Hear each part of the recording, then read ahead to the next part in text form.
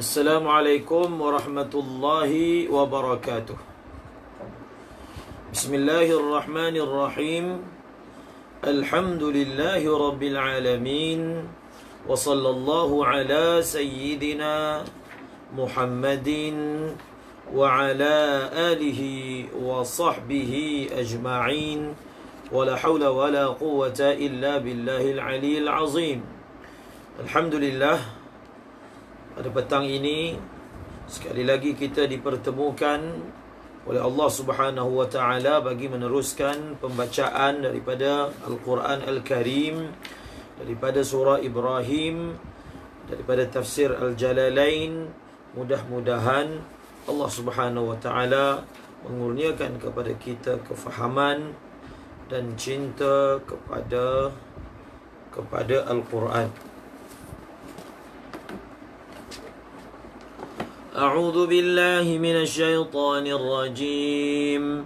بسم الله الرحمن الرحيم. ولقد أرسلنا موسى بآياتنا أن أخرج قومك من الظلمات إلى النور وذكرهم بأيام الله إن في ذلك لآيات لكل صبار شكور. وإذ قال موسى لقومه اذكروا نعمة الله عليكم إذ أنجاكم من آل فرعون يسومونكم سوء العذاب ويذبحون أبناءكم ويستحيون نساءكم وفي ذلكم بلاء من ربكم عظيم.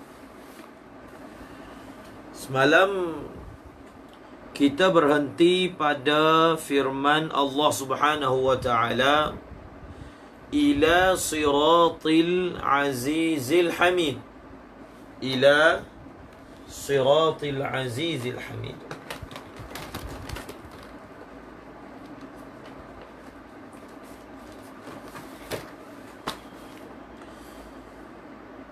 Di hujung pengajian semalam saya ada menyebut tentang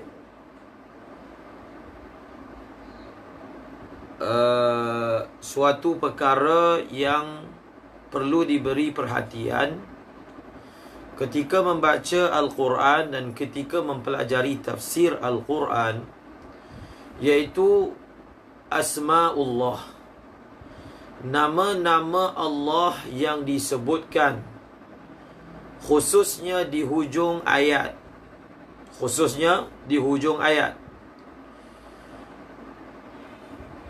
Memilih ataupun pemilihan nama-nama, sifat-sifat Allah Subhanahu wa taala di hujung setiap ayat adalah mempunyai munasabah yang tersendiri bagi ayat tersebut.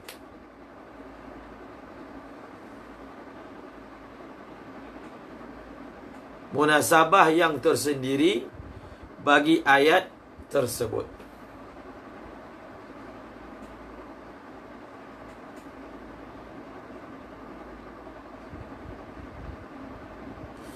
Jadi munasabah yang tersendiri itu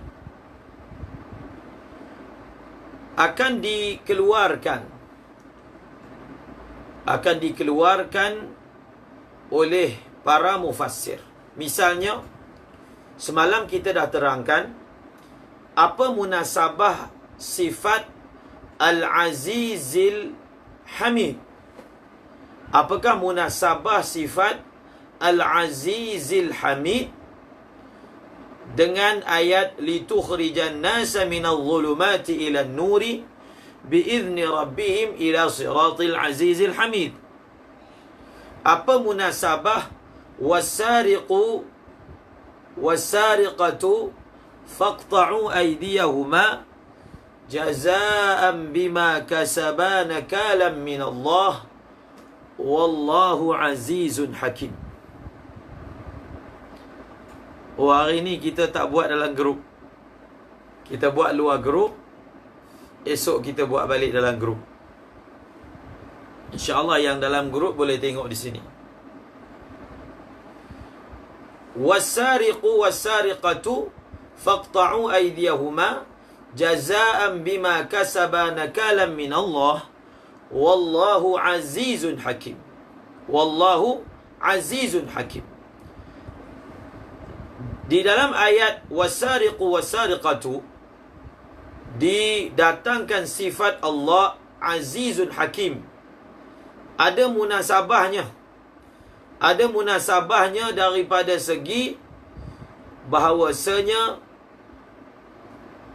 zat yang ghalib, zat yang berkuasa, maka zat tersebut akan memberi hukuman sekiranya sesiapa yang melanggar perintahnya. Maka itu munasabah sifat aziz dibawa dalam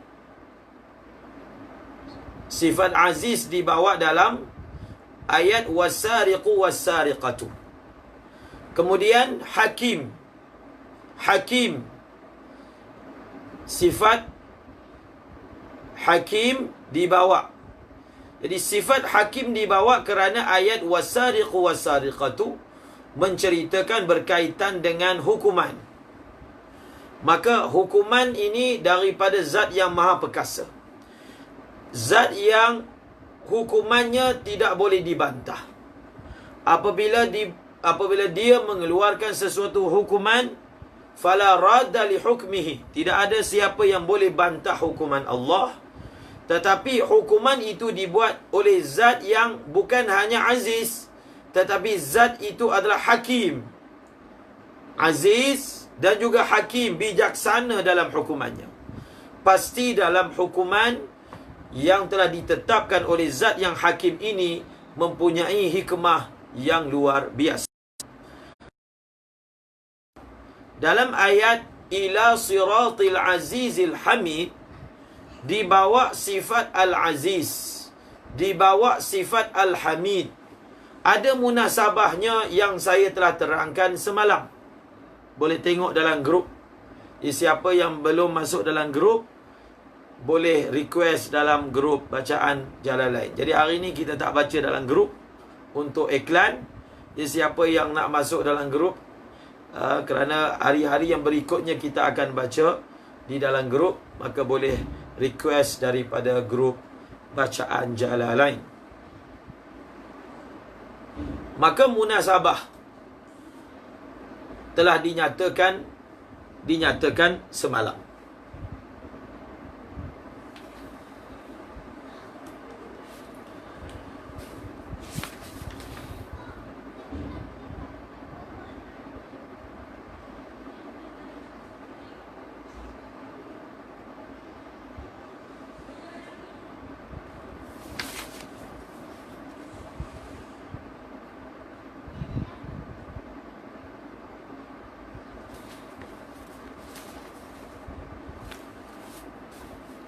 Ayat yang seterusnya, Allahilladzi lahu ma fis samawati wa ma fil ard wa wailul lil kafirin min azabin syadid.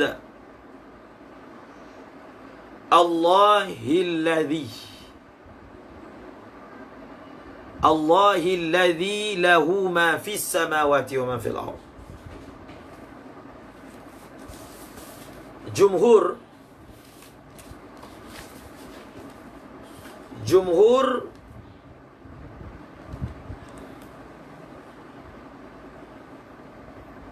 membaca dengan Allahilladzi. Jumhur. Dan ada satu lagi qiraat dibaca dengan Allahulladzi. Allahilladzi Dan ada satu lagi qiraat membacanya dengan Allahul ladzi. Qiraat yang membaca dengan marfu' adalah qiraat Nafi' dan juga Ibnu Amir. Qiraat Nafi' dan juga Ibnu Amir. Ada dua qiraat, Allahil ladzi ataupun Allahul ladzi. Sekiranya dibaca dengan Allahul ladzi, maka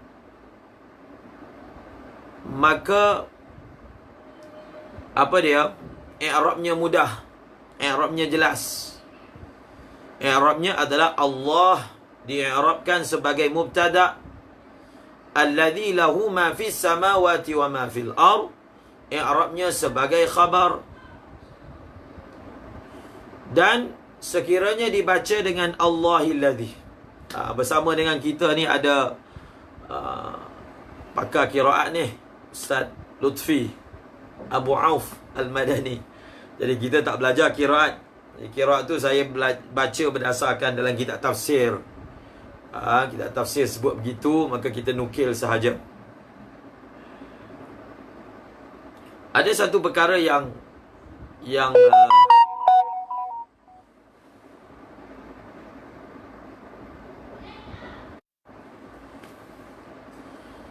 terputus pula.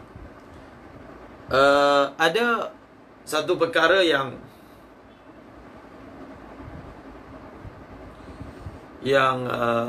selalu disebut oleh guru kami yang mengajar kitab Nahwu.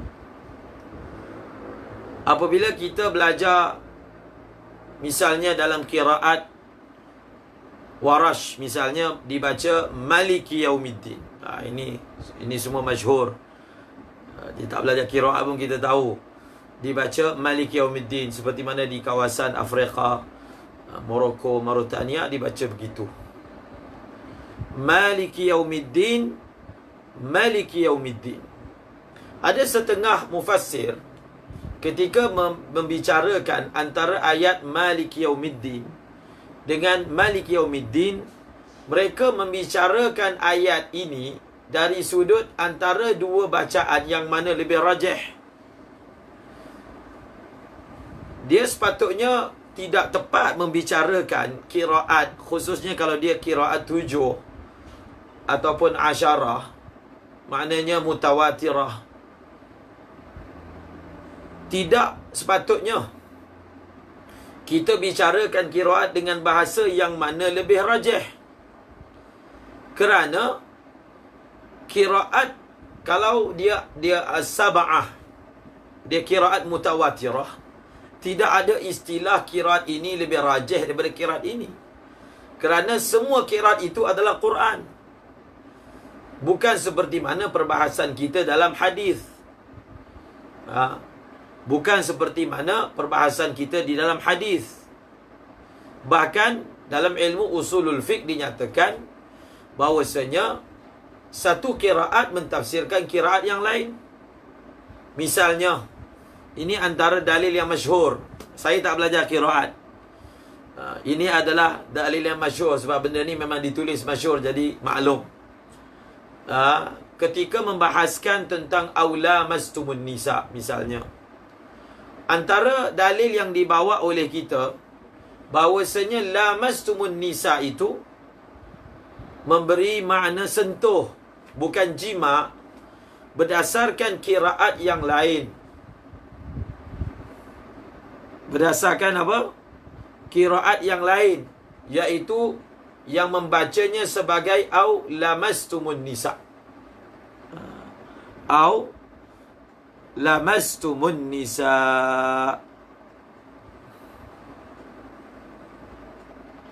Jadi lamastumun nisa. Jadi kita mengatakan lamastumun nisa dengan makna lamastumun nisa. Kerana lamasa maknanya sentuh, tidak ada sirah bainal janibain.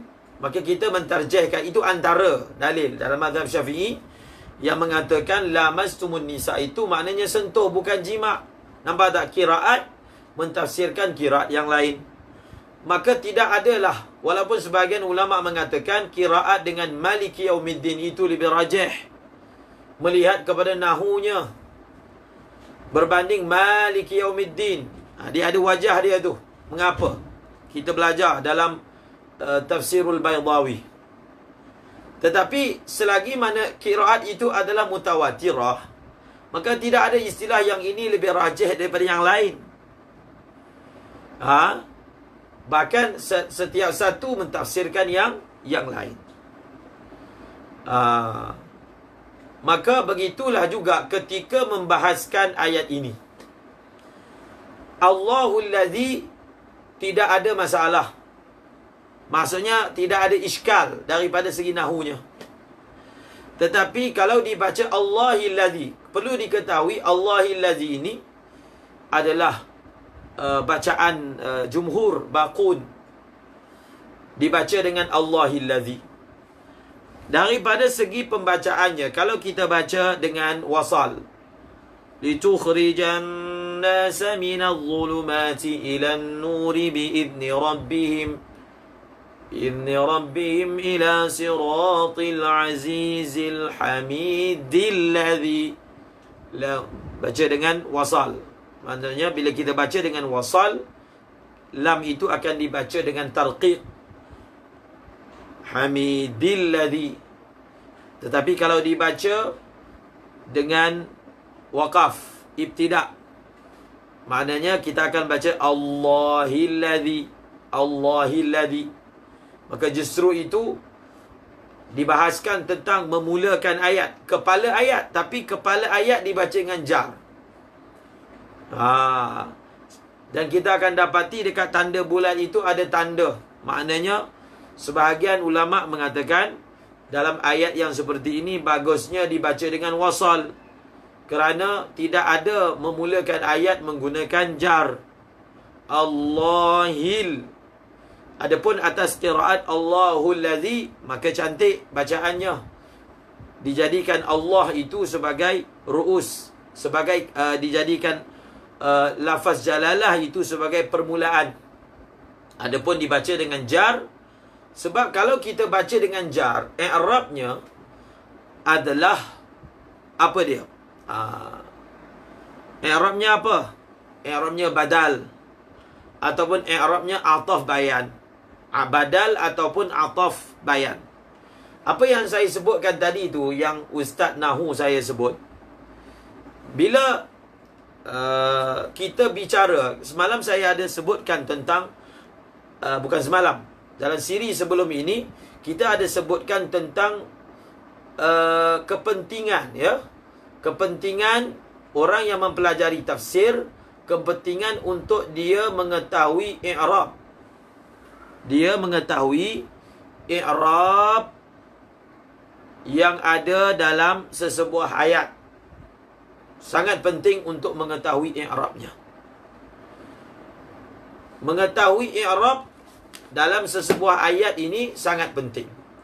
Maka untuk hari ini kita akan bawa kaedah.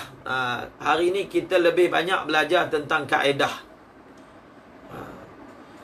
Yang pertama, saya akan bacakan daripada kitab Al-Qawaidul Asasiyah fi Ulumil Quran.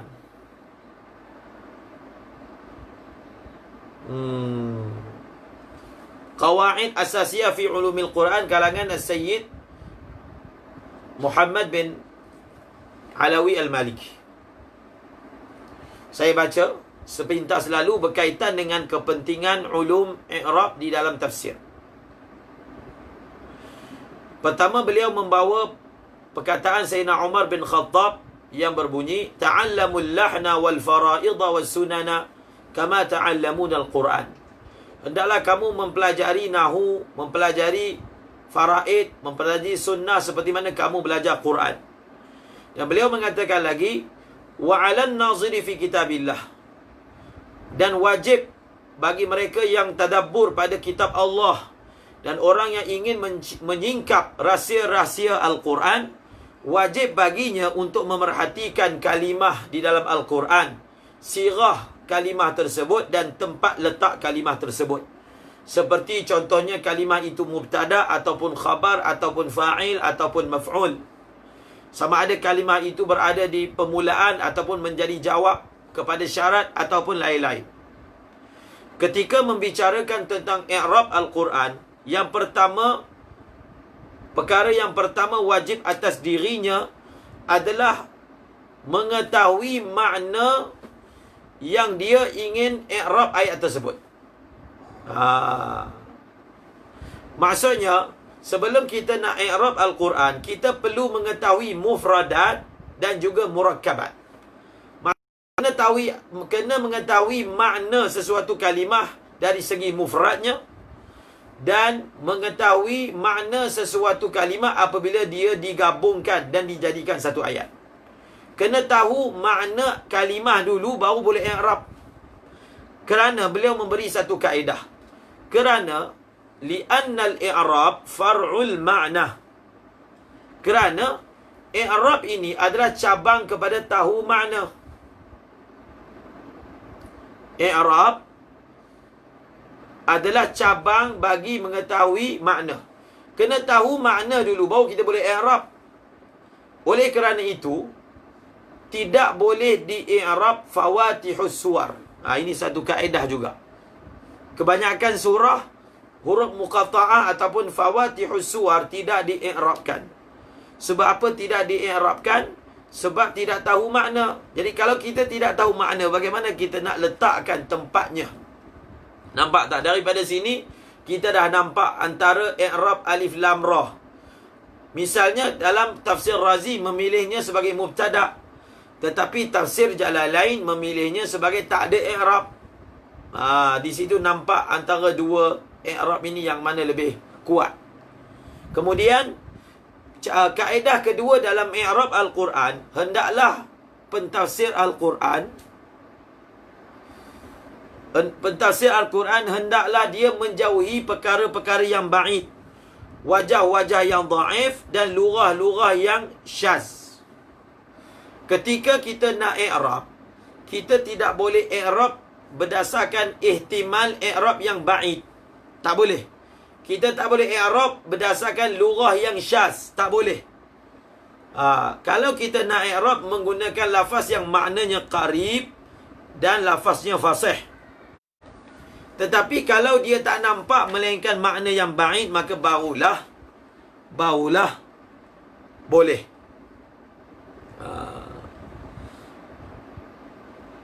Jadi sepatutnya ketika kita nak i'rab ayat Al-Quran, kita kena faham yang saya tak sebut lagi apa yang guru saya sebut. Qiraat ini beliau mengatakan dia adalah sunnatun muttaba'ah. Dia adalah benda yang diriwayatkan. Jadi Quran memang datang dengan baris macam tu. Kita tak boleh kata segi nahunya baris macam ni lebih bagus, tak ada.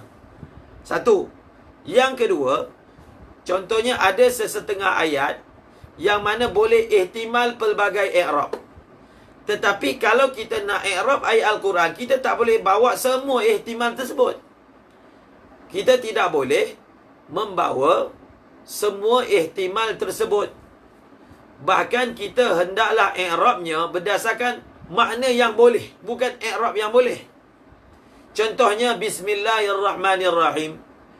Kalau kita belajar sekadar nahu, sekadar latihan, bolehlah kita kata Bismillahirrahmanirrahim. Kita kata ada 9 wajah i'rab seperti mana yang disebut dalam matan Al-Kufrawi.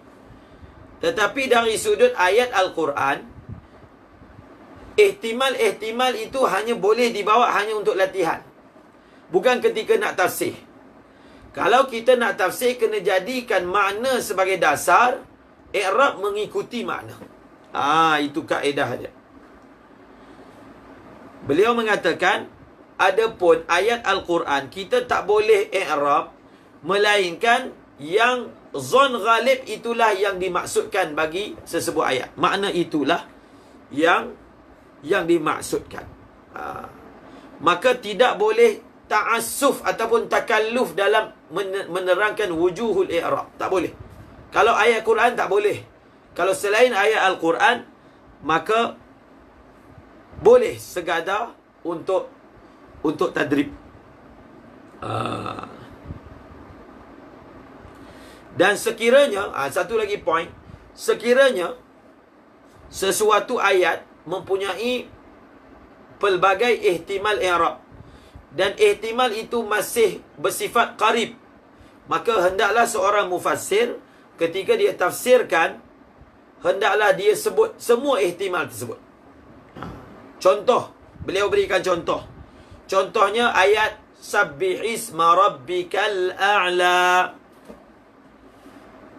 Jadi Al-A'la, misalnya lafaz Al-A'la, surah Al-A'la, Sabbihisma rabbikal a'la.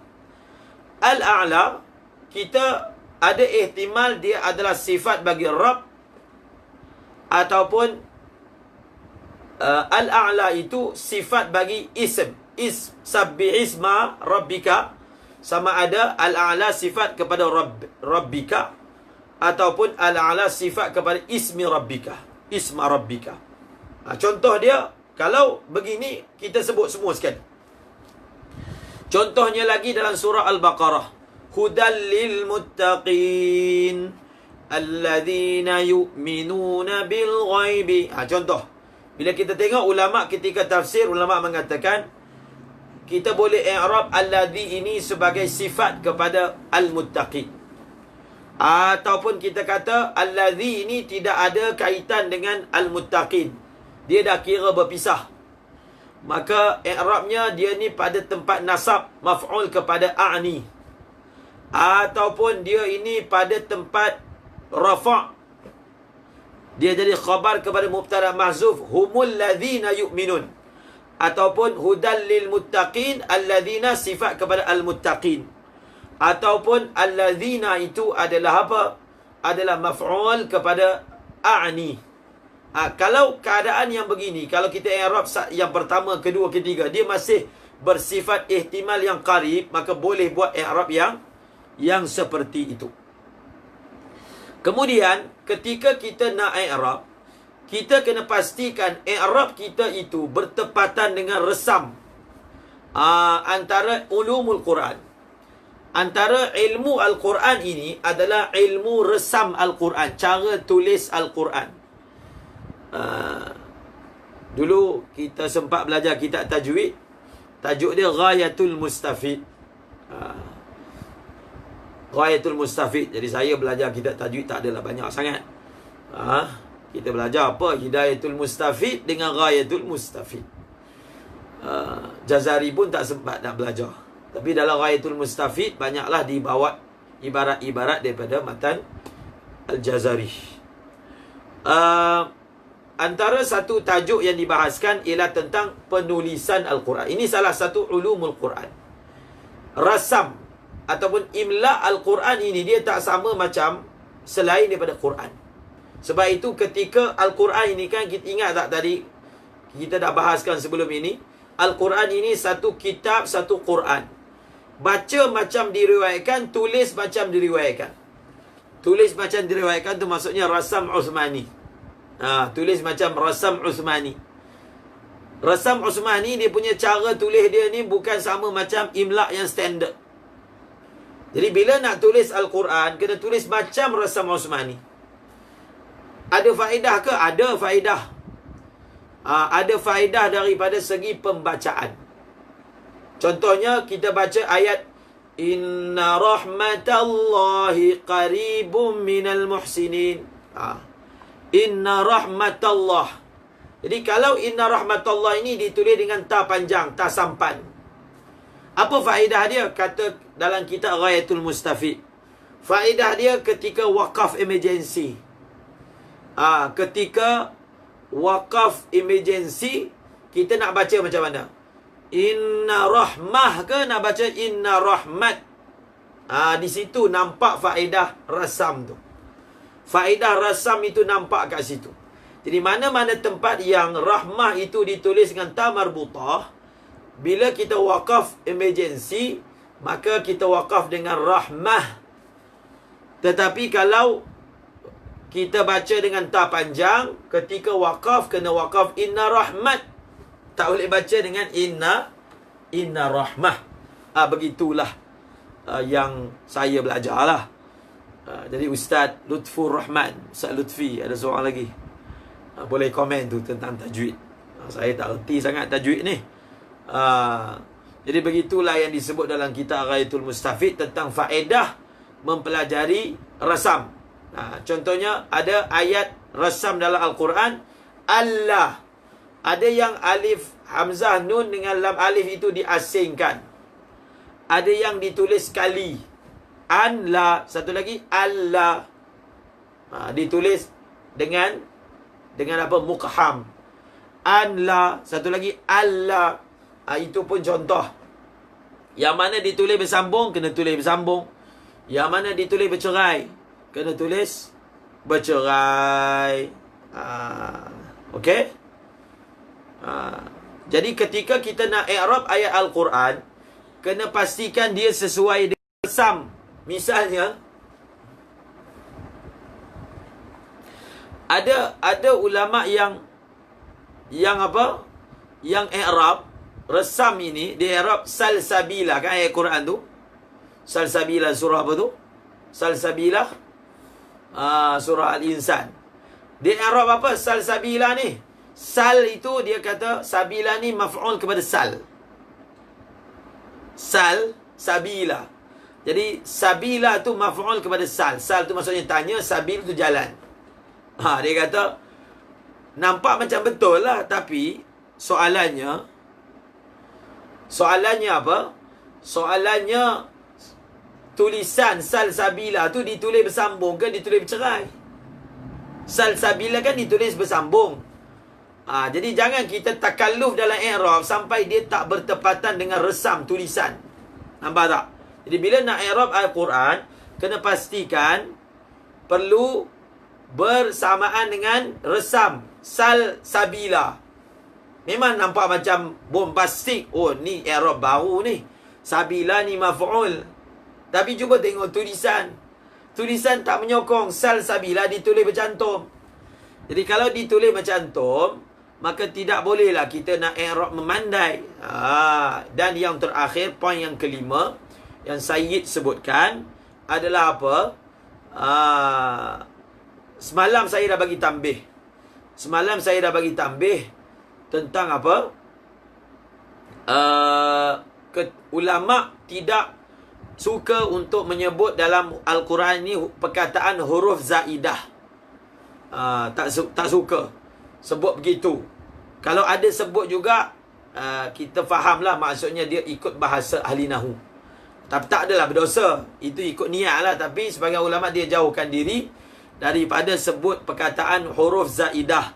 Jadi kalau ada mana-mana huruf zaidah, huruf itu kalau dalam nahu dipanggil huruf zaidah, kita tak guna perkataan huruf zaidah.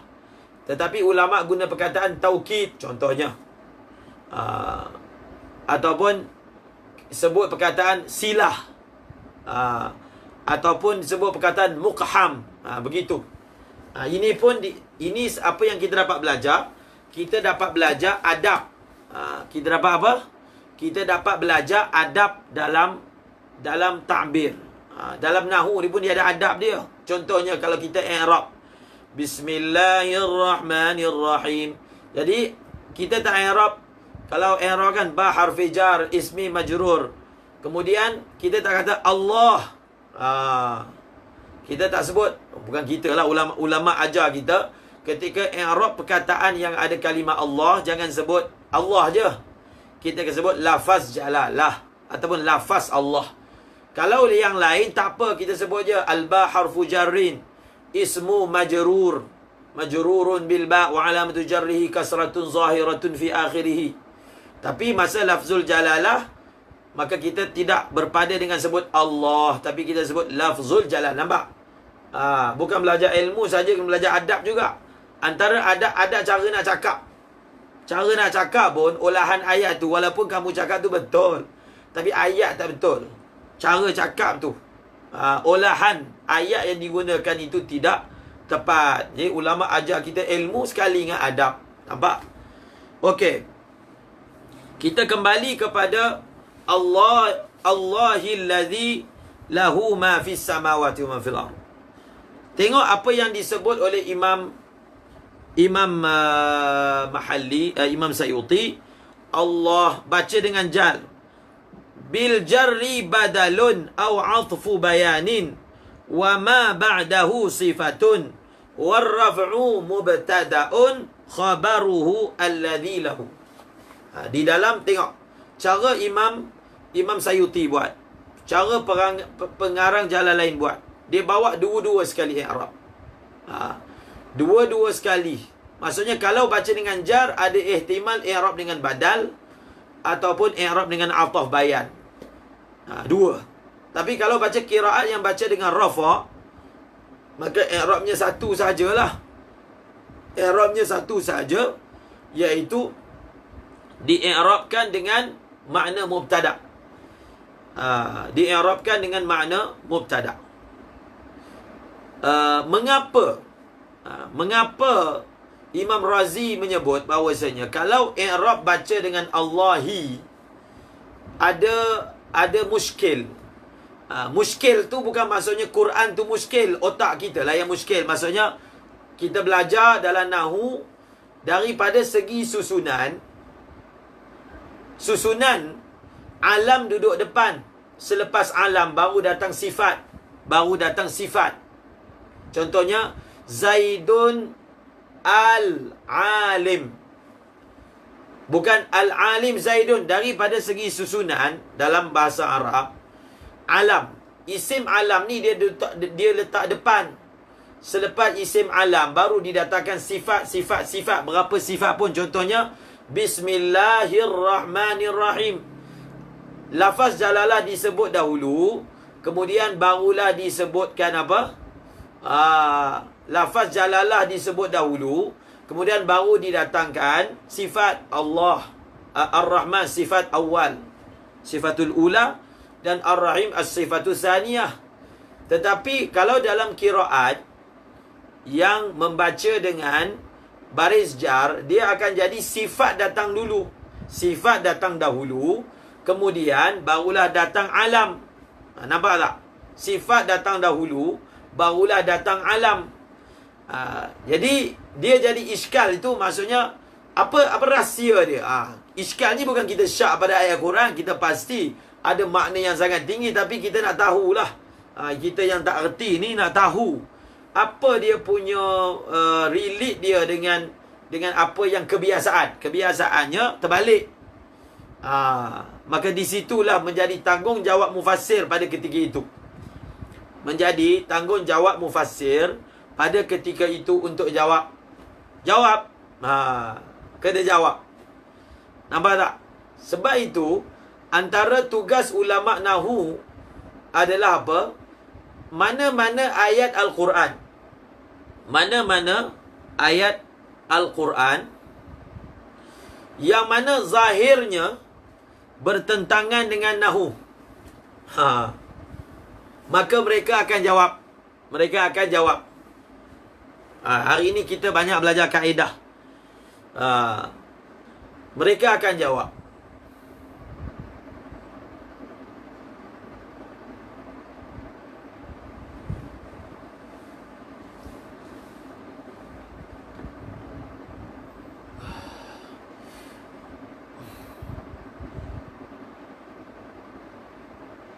Jadi jawapan diberikan pelbagai.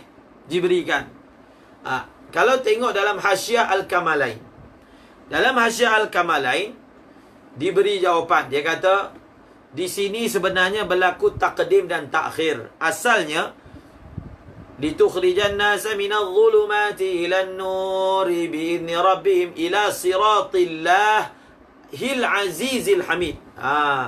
Asalnya lafzul jalalah tu depan, kemudian Al-Azizil Hamid itu belakang.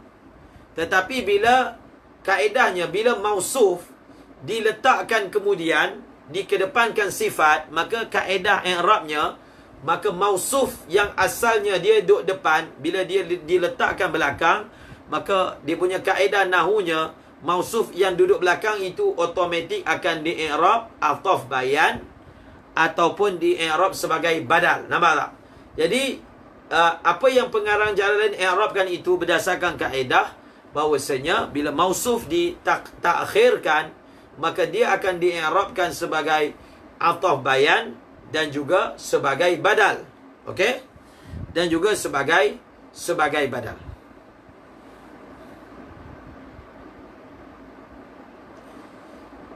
Dan ada juga yang menyebut begini. Ini dalam kitab Tafsir Ar-Razi. Ini bersifat teknikal sikit lah. Teknikal sikit.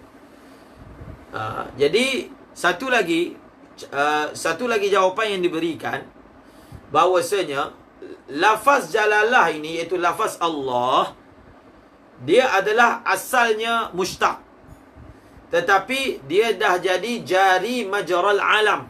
Dia asalnya mushtaq. Ada khilaf sebenarnya, adakah dia mushtaq ataupun dia murtajal. Ulama khilaf tentang lafzul jalalah, adakah mushtaq ataupun murtajal. Mereka yang mengatakannya mushtaq tapi jari majral alam. Jari majral alam. Apa maksud mushtaq jari majral alam? Asalnya dia adalah mushtaq, masuk alif lam daripada perkataan ilah. Tetapi oleh kerana dia hanya diitlakkan kepada satu zat sahaja, maka walaupun dia asalnya mushtaq, tetapi hukum dia dah macam alam. Apabila hukum dia sudah dihukum seperti alam, maka sifatnya hendaklah mengambil sifat alam yang lain. Itu asal. Tetapi dalam ayat ini, Allahillazi, di dalam ayat ini dia didatangkan dengan keadaan dia yang asal, iaitu mushtaq. Dia itu mushtaq. Jadi bila dia datang dengan keadaan asalnya mushtaq, maka tak ada masalah bila dia duduk beriringan dengan sifat-sifat yang lain. Maknanya dalam ayat ini, dia ini bukan alam. Dia kembali kepada asal, iaitu mushtaq. Jadi Al-Aziz mushtaq, Al-Hamid mushtaq, Allah lafzul jalalah juga adalah mushtaq. Maka tidak berbangkit iskal yang disebutkan tadi. Yang disebutkan tadi. Kemudian ada juga yang menjawab begini. Semalam masih ingat saya ada sebut satu perkataan apa? At-tasrih ba'dal ibham ataupun taraqqi. Antara uslub dalam percakapan dan dalam Al-Quran banyak digunakan, iaitu uslub taraqqi. Kita sebut dulu dari benda mubaham, kemudian kita sebut benda yang sarih. Kita sebut ijmal dulu, barulah kita sebut tafsil. Kita sebut yang sedikit, kemudian baru sebut yang banyak. Ini dipanggil taraqqi dalam balaghah. Dan faedahnya adalah menimbulkan syauq. Menimbulkan syauq dalam diri pendengar dan pembaca. Misal contoh taraqqi. Taraqqi dalam Al-Quran, misalnya dalam surah apa? Contoh taraqqi dalam ayat Al-Kursi. La ta'khudhuhu sinatun wala naum. La ta'khudhuhu sinatun wala naum. Disebut mengantuk dahulu, baru disebut tidur. Nampak? La ta'khudhuhu sinatun wala naum, taraqqi. Ini contoh taraqqi. Disebut yang sedikit dahulu, kemudian barulah disebut yang banyak. La ta'khudhuhu sinatun, kemudian wala naum, taraqqi. Maka begitulah juga dalam ayat ini.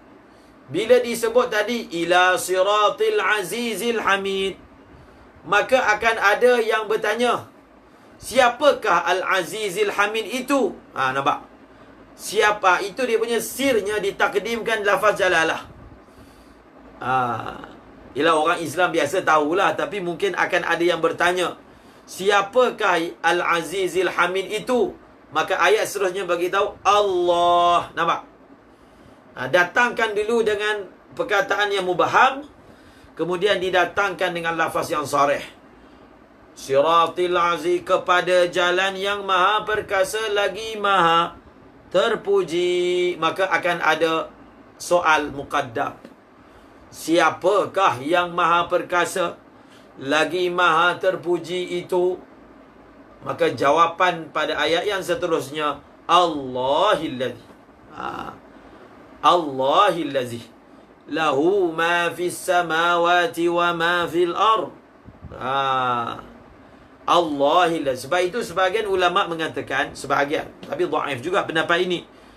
Syarat ataf bayan ini syaratnya dia mesti lebih wadih daripada mubayyan. Antara sifat dengan alam, yang mana lebih wadih? Yang lebih wadih adalah alam. Contohnya, qala Abu Hafsin Umaru. Qala Abu Hafsin Umaru. Telah berkata oleh Abu Hafs Umar, yakni Umar. Kan perkataan Umar itu lebih wadih daripada Abu Hafsin. Maka itu antara sir di'irabkan dengan Allahillazi, itu di'irabkan dengan atabayan. Daripada segi maknanya tadi itulah. Perkataan Al-Azizil Hamid itu mubham, maka diwadihkan. Ulama menyebut apakah faedah badal dan juga atabayan. Faedah badal dan atabayan ni adalah al-idha ba'dal ibham.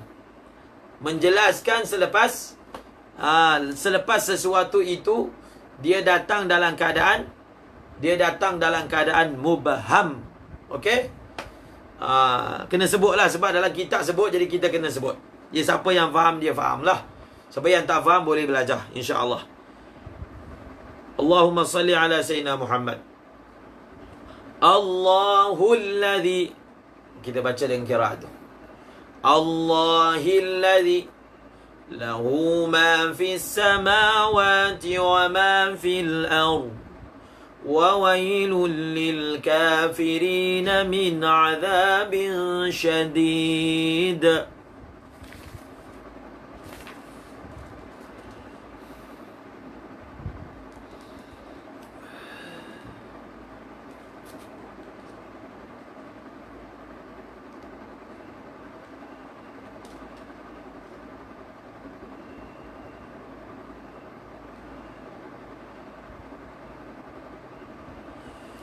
Allahilladzi lahu ma fis samawati wa ma fil ard.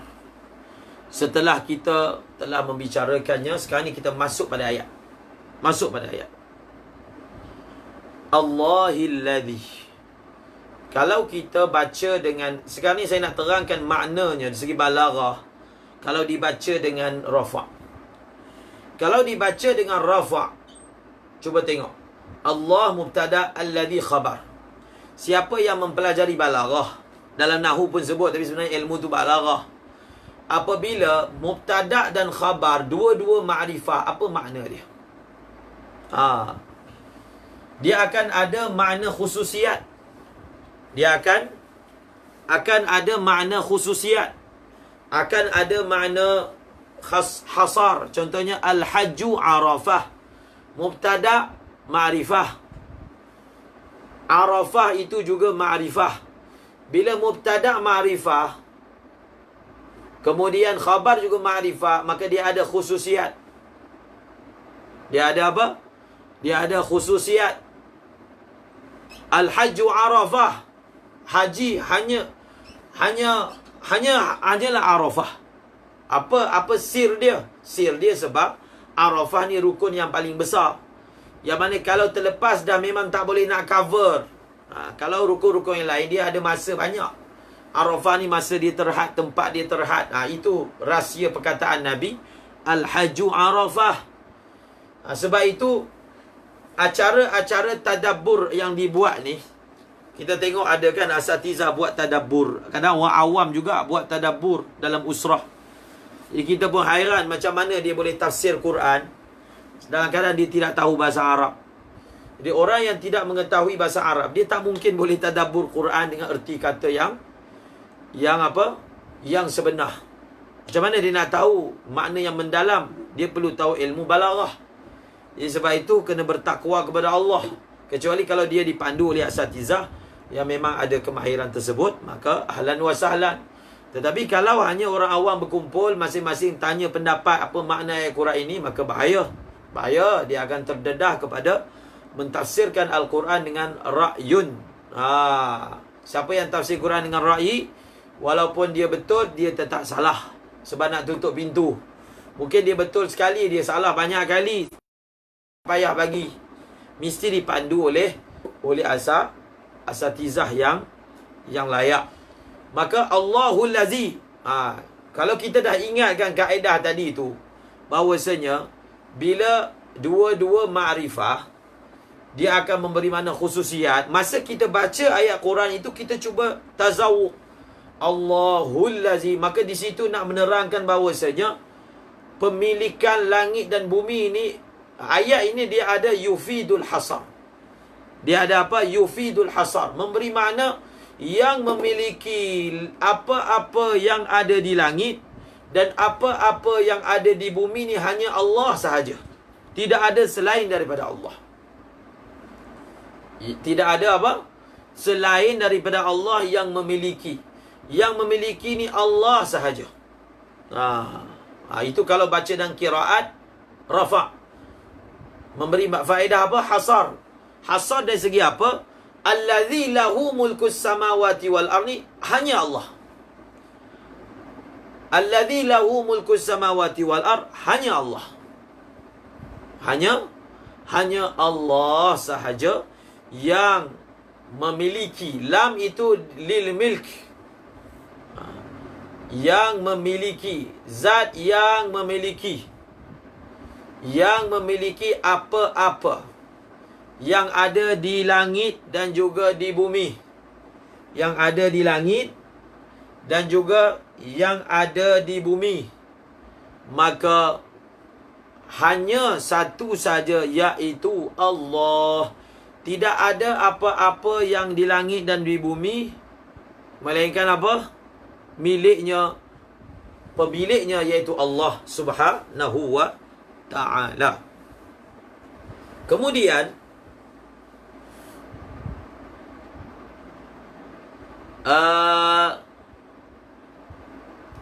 Kemudian disebutkan di sini, saya nak sebutkan satu, kita nak sebutkan daripada segi ilmu akidahnya.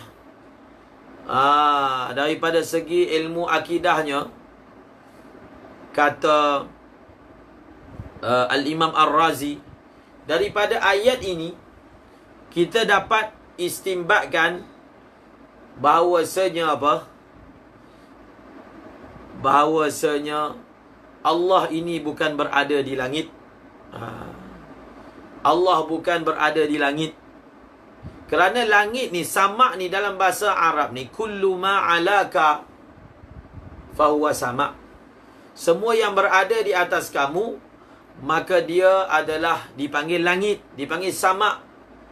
Jadi macam mana daripada ayat ini dapat diistimbatkan bahawasanya tidak betul dakwaan mereka yang mengatakan Allah fis sama'. Bagaimana? Kata Imam Razi, di dalam ayat ini, Allahillazi lahu ma fis sama'. Jadi semua yang ada di langit dan bumi ni adalah milik Allah. Semua yang ada di langit milik Allah. Okay, kita ambil satu lagi contoh. Dia ada satu kaedah dalam ilmu usulul fiqh, dipanggil takhsis bil aqal. Takhsis bil ma'na, ataupun dipanggil bil aqal. Ataupun dia ada satu lagi masalah takhsisun bil hissi. Contohnya, Allahu, ayat Quran, Allahu khaliqu kulli syai'. Allahu khaliqu kulli syai'. Allah mencipta setiap sesuatu.